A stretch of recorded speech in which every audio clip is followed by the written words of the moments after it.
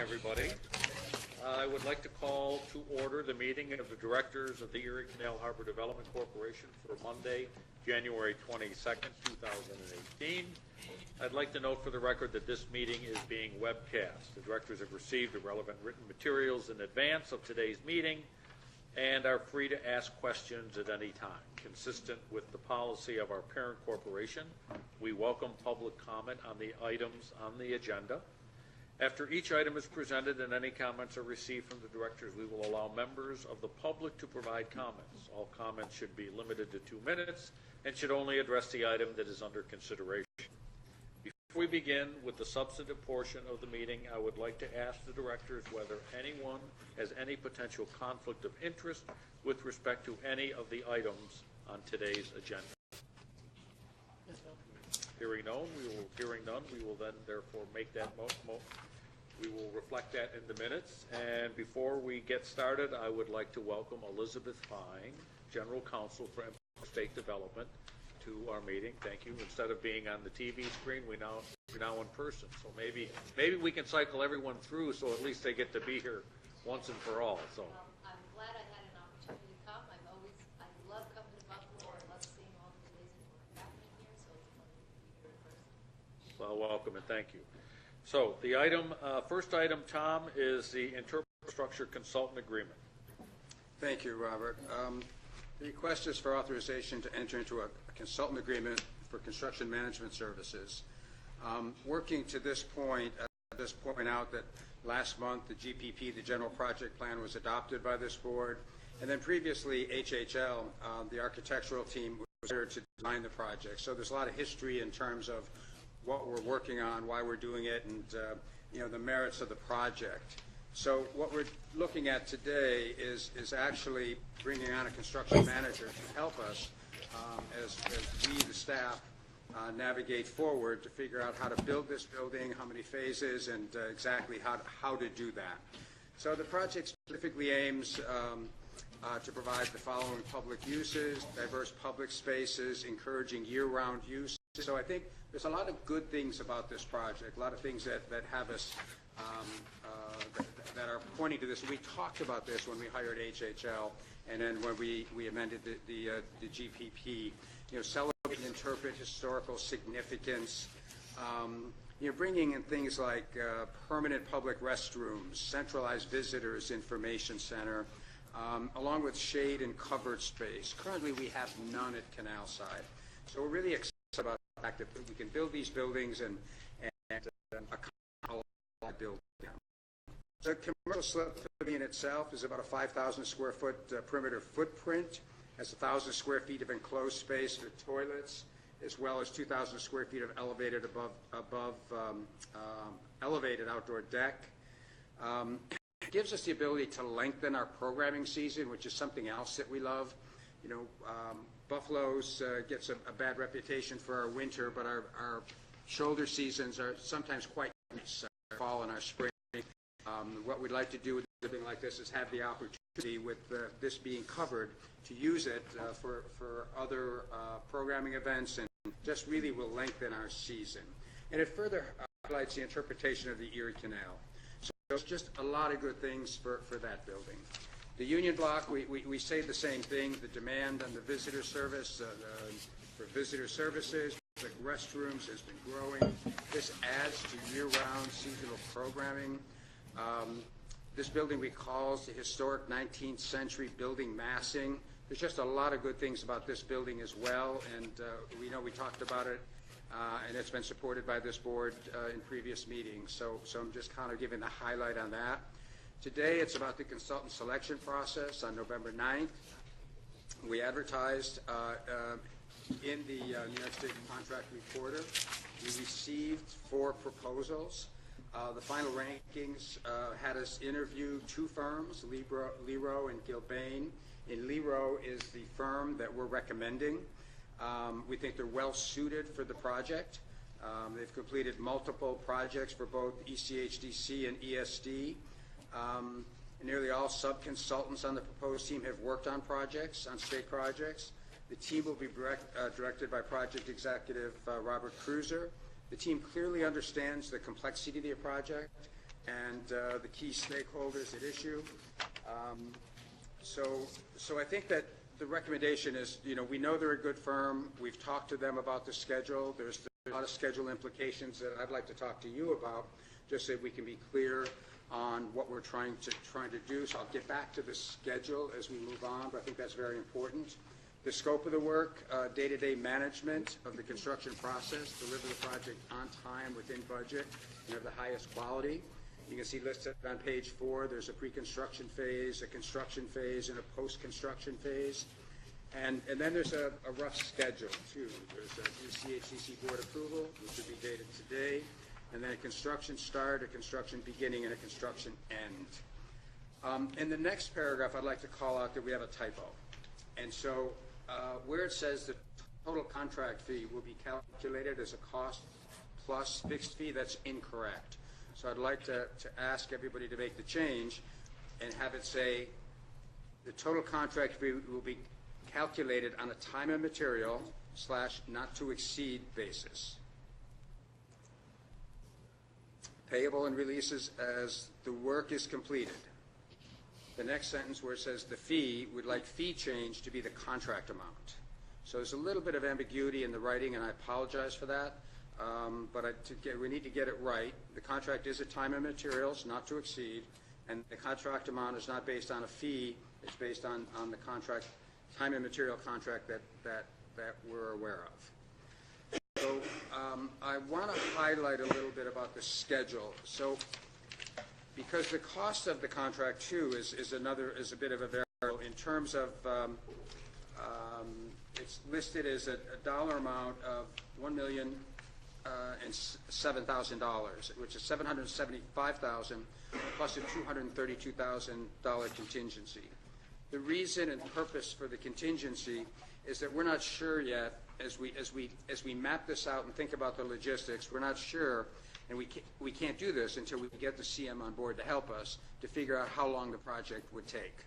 Our goal when we build a project, if it's small enough, is to build it into what we consider the construction season, so that it would begin when we end our programming. It would begin it would not interfere at all with our programming. So it would begin in let's say, September, when we end our summer programming. It would build through September, October, November, December. Now we're into the cold months, December, January, February, March, and then April and May. And then we want to open our season again on June 1st or around Memorial Day. So that's typically what we've done with some of our smaller projects, and that's what we'd like to do. So, so the schedule is important, and the way we've broken this down is to say that once we hire the construction manager, we'll sit with them, and then they have about 3.5 months to work out the estimate, the schedule, the logistics, and then at that point in time, we'd like to have them secure the bidding with the contracting world, and then that would give another 3.5 months to comply with the procedures and the submittals and get the contracts in place, and that's a very a good time frame, so that once they start September 15th, there'd be shovels in ground and all the paperwork would be behind them. That gives them a good fighting chance at making the schedule, which is an 8.5 month construction schedule. So now, since there's 2 projects, there's a couple logistical ways of doing this. Bid it to one contractor, have one contractor do both projects, or bid it to 2 contractors, have 2 contractors do it. And what we have to do is get to the market and find out what the best way to build the project is. So, and that's why we need some play in this, and that's where the 4-month extension comes to. If we decide to do this in a phased approach that necessitates that we actually do not finish one of the buildings, then what we could do is come back in the following September and finish September, October, November, December, finish whichever building, probably the Union Block, finish the Union Block building after the time frame. So we call it contingency because we don't know that it will have to happen. We hope it doesn't happen. In interviewing the contractor, the construction manager, they assure us they will be done with this. We'll be open. They'll be done with the basic construction, substantially complete in June. And then they'd like two months of closeout, which makes sense, but they'd basically be substantially complete. And then if we need this 4-month extension, that's what the contingency is for. So I think it's a little confusing, and I want to be, crystal clear on it. And I know you have questions on what the purpose of it is, but because we're going into a contract that depends on the contracting community, and if we had, let's say, 2 different foundation contractors, that sometimes they could work on a parallel basis. And if they can work parallel, we have a better shot of getting both jobs done at the same time. If you have a contractor, one foundation contractor, and he has to work on one building first and the second building after the first, then we run a risk of losing some time. So we really need to work that out with the construction manager and the bidding market. And we're not in a position today at the table to say this is the path, the clear path that we can go down. We need to have a little bit of contingency so that if we have to go kind of with the extended way, would have that money as an allowance. My hope is we never spend it. My hope is we get the job done on time. My hope is we get opened, and when September comes, or when June 1st comes, we really have 2 buildings that are substantially complete and functioning to the public. Before, well, they're back. Can you hear us, New York? Yes. Yes. Okay, sorry. Okay. So the other thing I want to mention is that the construction team has achieved a combined MWBE involvement of 31%. We use 2 subcontractors that we've worked with and that we know, so we're satisfied and happy with that. And I think saying all that, I know you'll have some questions, but with that, the requested action is that directors are requested to make a determination of responsibility with respect to the proposed consultant, authorize the corporation to enter into a contract with Lyro Engineers for an amount not to exceed $775 plus a $230,000 for a total contract amount of $1,007,000, and take all related action. Recommendation based on the foregoing, I recommend approval of the requested actions. Okay. Mr. Mayor. Mr. G, based on your presentation and the concerns about the 2 different buildings and the time schedule, why didn't we just bid them separately? Well, what we're bidding is for a construction manager to manage the 2 buildings, and then we will and can bid them separately as far as the actual construction. So later you will bid the 2 buildings. Right. This is for a management agreement with the construction manager. Right. As an agent of ours, as an advisor to give us practical advice. They are not holding the contracts. They will not be bidding the work and doing the work themselves. When will that bidding take place according to the schedule that's laid out? Right. I think that we're looking for a bid date of Advertising construction in June. yes, I think design ends in May, so June would be the bid date. Thank you. Any other questions or comments? Mark? Thank you, Mr. Chairman.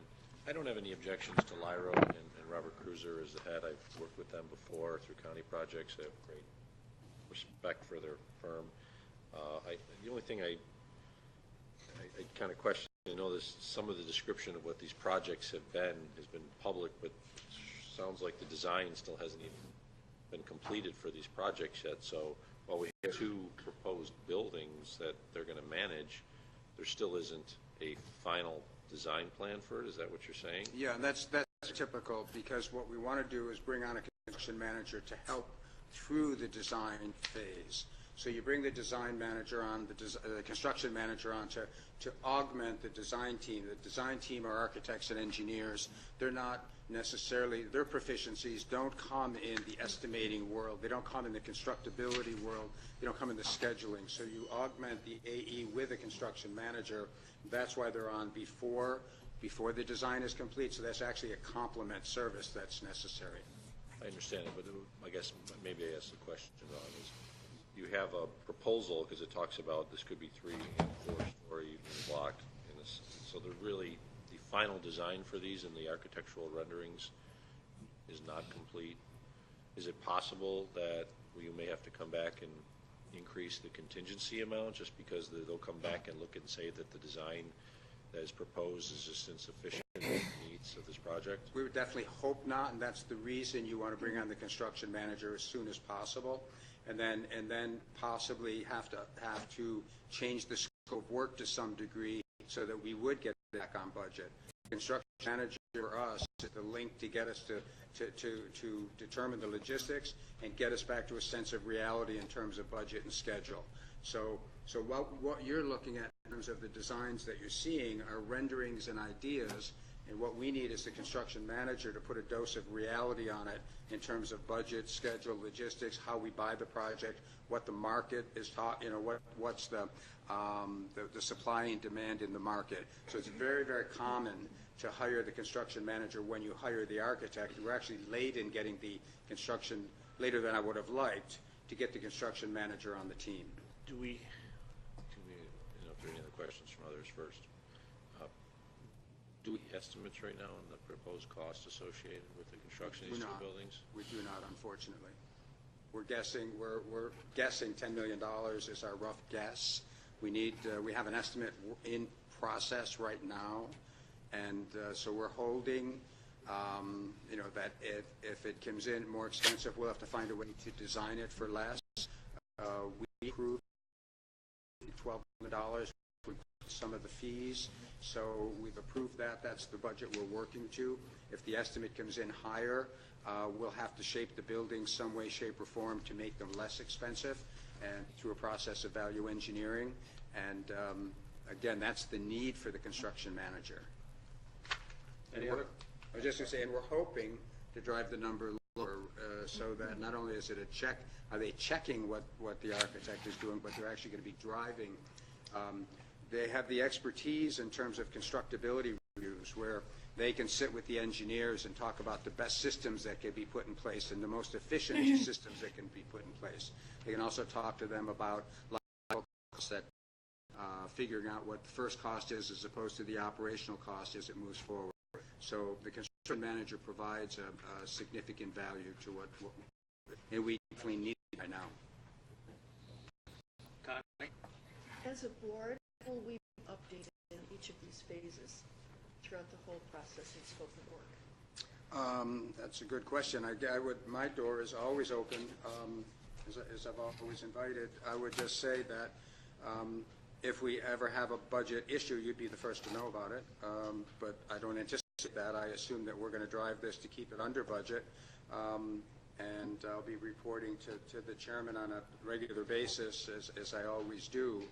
And I think that collectively we can find a way to keep you updated and apprised as we move forward. Any other questions? Tom, there are two buildings. Mm-hmm. Is it too early to predict which is a priority to us, or will LIRO help us determine what is needed and the construction timing, et cetera, and phasing to be less disruptive to what goes on at Canal Side? Yeah, I think that they will definitely help us with the logistics because, we have one site that's very small, the Union Block, and we have the other site that's right in the middle of all the activity at the corner of the commercial slip.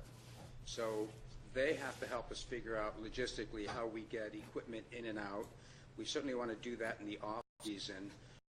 I don't know that one building is more important than the other in terms of function just yet, but I think from a disruption standpoint, if I had to take one building over 2 seasons, it probably would be the Union Block. We have to be very conscious of the Naval and Military Park.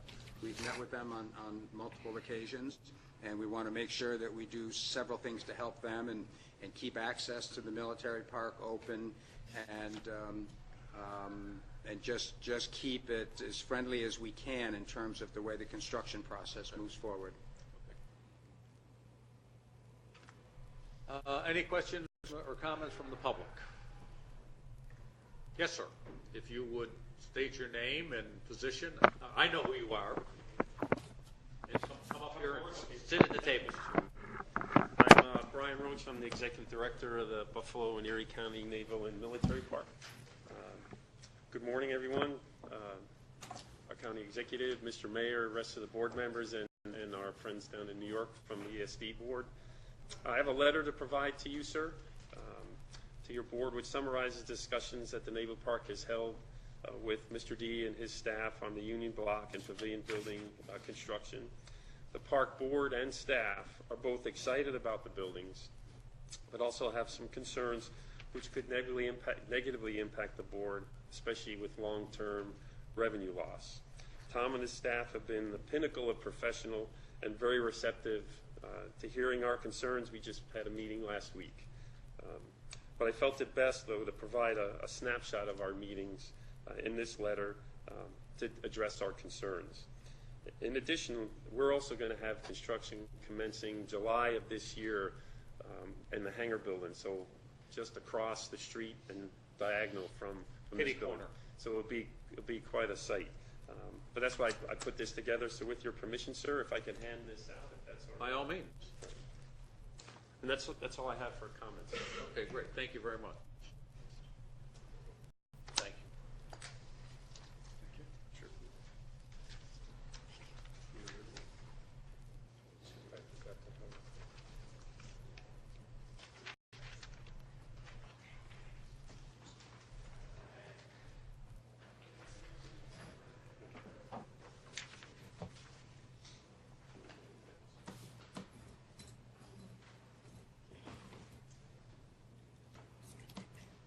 Thank you, Brian. Any other comments from the public? Hearing none, I'll entertain a motion to approve. Moved by Connie, seconded by Michael. All in favor? Aye. Opposed? Carried. Thank you. Mr. D, President's report. Thank you. It's always my favorite part of these meetings because I get to brag about what a great job our staff has done. So we've started off the winter season with a bang, and great compliments to the Naval and Military Park with the commissioning ceremony of the USS Little Rock. Brought thousands of visitors to Canal Side from around the world. It created a once-in-a-lifetime experience and made us all very proud. That was followed by the World Juniors, multiple hockey games, an Olympic-type village, and all highlighted by an outdoor game which was the highest-attended World Junior game in their history. Ice skating is off to a great start at the ice.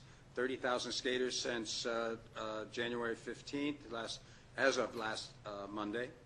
Our winter season, we have a new setup for ice skating as well as skate pickup and queuing. The Winter Lodge is a very friendly, warm environment for our customers to enjoy the space. And we're now doing multiple tournaments and offering diversity of program, broomball, pond hockey, etc. From a design standpoint, we have a lot of exciting things going on. Today's action moving forward on the interpretive structures is very exciting for all of us and for Buffalo. You know, we'll eventually now have public fixed restrooms and covered public space and an opportunity to expand into additional seasons. Progress is being done exploring more. The Children's Museum, getting a lot of good feedback from people going by, noticing the building. And it's good to see the structure in place. The temporary closures are now being placed to accommodate pouring of concrete floors and then the exterior envelopment. Terminal B, Outer Harbor, capital improvements. RFP responses were received on January 16th.